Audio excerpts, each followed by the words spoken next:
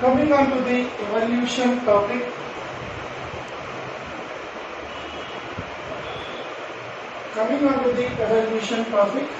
We have discussed in the yesterday's class related to the Stanley Miller L.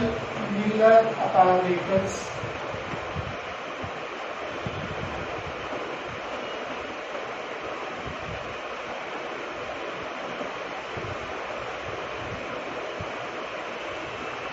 So this Stanley Miller apparatus was constructed in the year 1953 by Stanley L.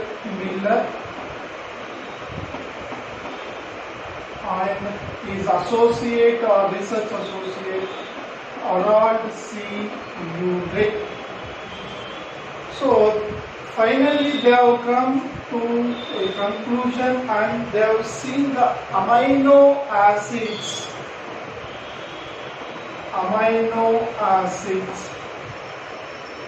So when you try to construct this, when you are trying to identify or constructing of this, so please draw the diagram along with me.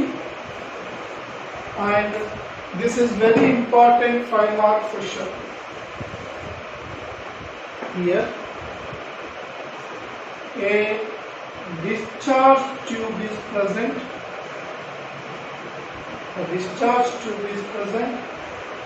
And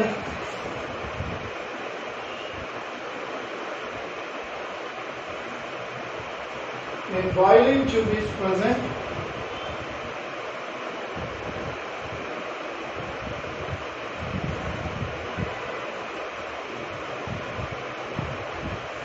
So to this boiling tube,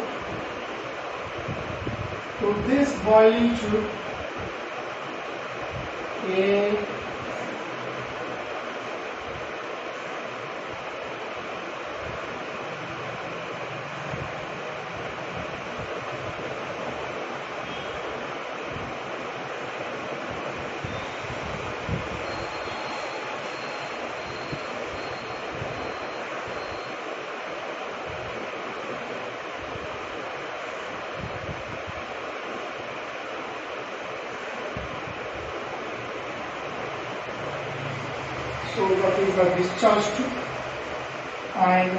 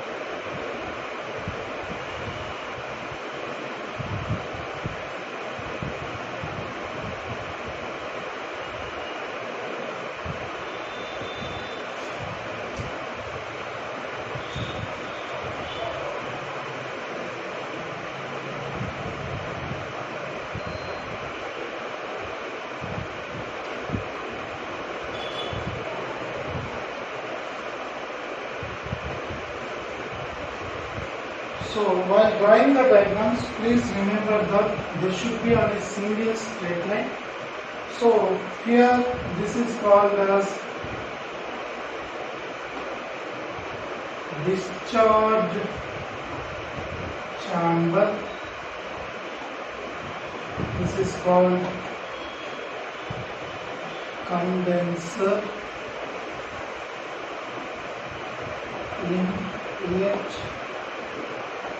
outlet,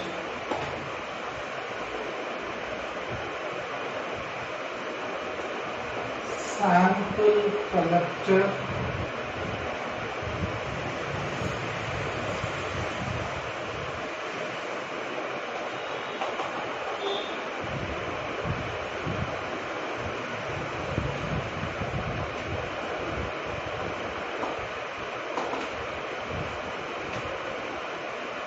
boiling tube,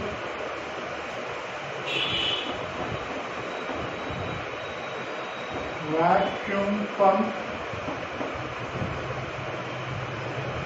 L-shaped tube,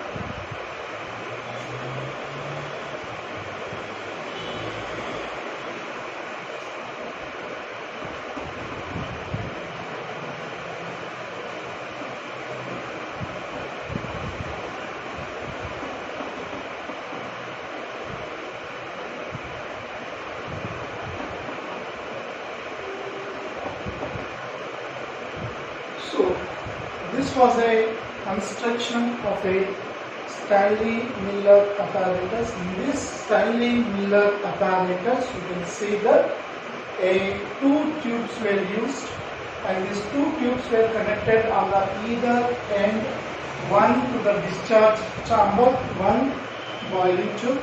The boiling tube was filled with the sea water or water, and here also this is a inlet for water maintenance, regulation of water, and this is connected to the L-shaped tube. This L-shaped tube, whatever the water boils here, the boiling water moves in the form of vapor. That vapor moves through these chamber, and here we can see a vacuum pump where the pressure is maintained with the help of this vacuum pump. This moves into this the discharge chamber, where the discharge chamber is supported with electrodes, that is positive, and where here 400 degrees to 800 degrees centigrade is maintained. So this is the high temperature condition. High temperature, already we have discussed that. The second is thunderstorms.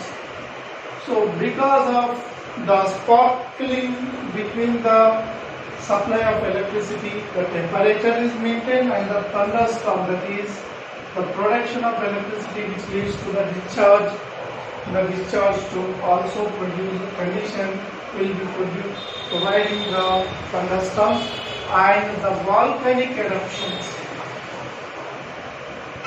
Volcanic eruptions. So because of boiling of the lava in the mountains, so you can see this volcanic eruptions. So here the similar conditions were created. These are the primitive earth conditions. Mostly the similar type of prototypic conditions are produced here, and once the discharge tube is supplied with electricity, the gases which come into this discharge tube, the water vapor reacts with already we have seen that water vapor is coming from the sea water. So this water vapor is reacting with carbon dioxide and methane, and the water which is present is splitting into H2 and O2 ions. So this hydrogen once again reacting this oxygen forming the O3 and H2 reacting with these components, and when the water which is maintained with the high temperature has been cooled down because of the inlet condenser. As a result, the water will be flowed into the condenser to cool down the heating process, and the water vapor which has been already reacted will be converted into water, liquid form of water, and that will be collected in the near the sample collector. The sample is taken periodically and the sample is analyzed, and they have found out that amino acids were formed. Amino acids were formed as a result of this formation of the amino acids. So, but the similar type when we see onto the others, so they have come to a conclusion that non-living materials like amino acids, proteins, and polysaccharides, that is glucose. So they have given rise to the living organisms, and the most accepted from these was the amino acid.